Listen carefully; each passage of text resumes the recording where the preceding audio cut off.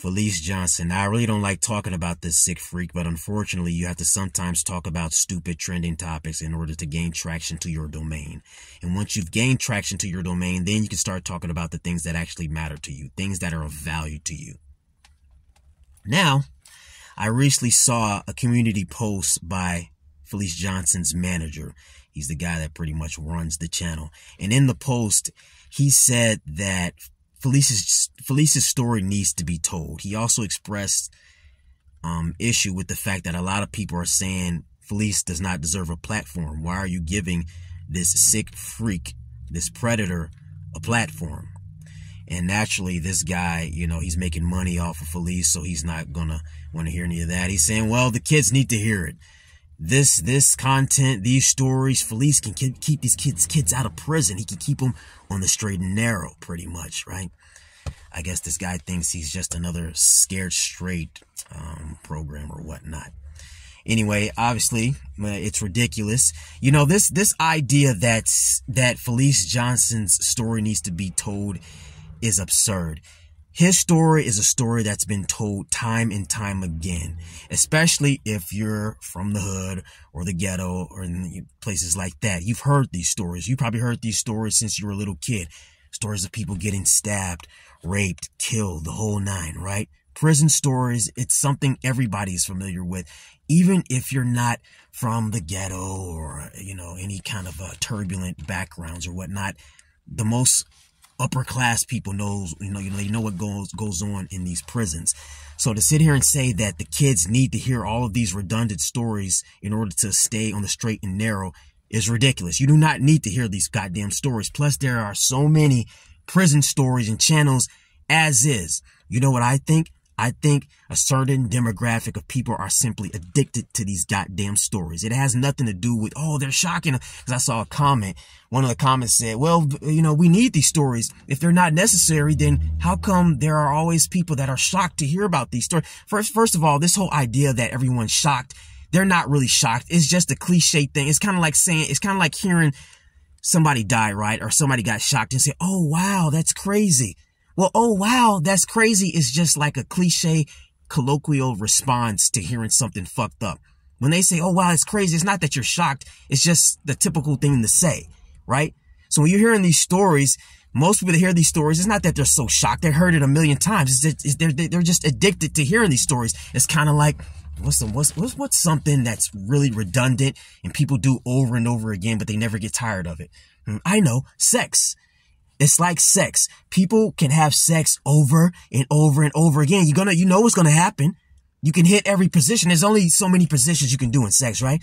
But people never get tired of it. Well, these prison stories are the same thing. The concept is the same. It's not that people are so shocked and it's a new, foreign concept. It's like sex. People are addicted to it.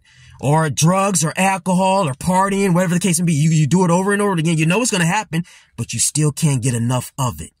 And most of the people that frequently watch Fleece, they're more so entertained. They look at him like he's a goddamn comedian or something.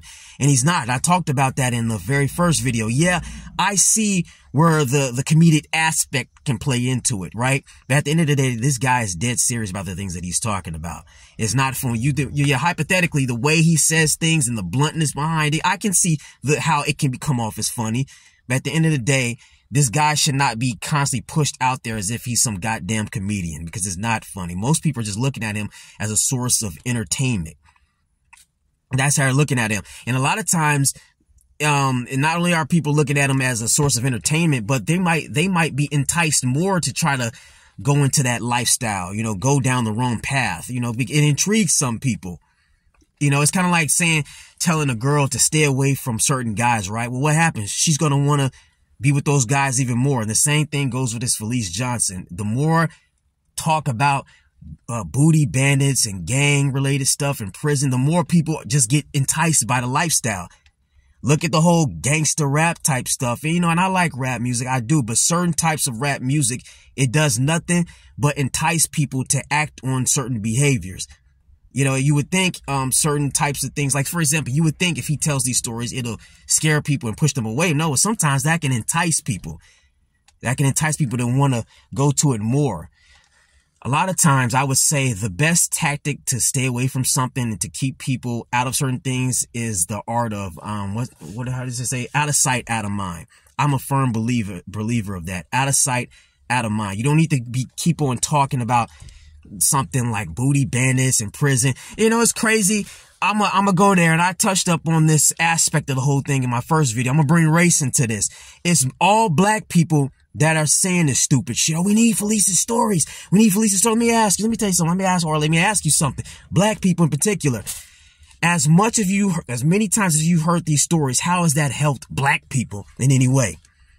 Because last time I checked, black people, in terms of being locked up and doing all kinds of crazy shit, the numbers are still staggering.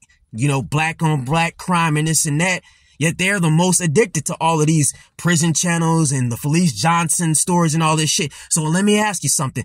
How has having guys like this constantly run his mouth played a good role, or how has it been a good thing in terms of stopping the bullshit amongst black guys in particular? How has it served as a good thing? How?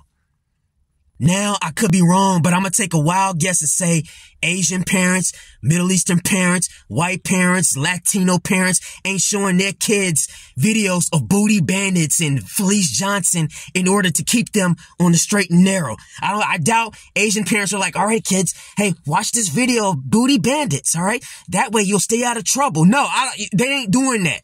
I'm pretty sure that's not the secret to keeping their children out of trouble. If anything, I would imagine if they saw any of their kids watching that shit, they said, turn that fucking shit off. They don't want that shit playing in their goddamn house. But you got black people. You know, oh yeah, we need to watch booty bandits and, you know, prison stories. And then they go around acting out all this shit, laughing at all this shit like it's fucking funny. It ain't funny, you know? But anyway, that's the first point I wanted to make. No, we do not need to hear these goddamn booty bandit stories, especially not from Fleece Johnson. Now, the second thing I wanted to talk about. Fuck, man, what did I want to talk about?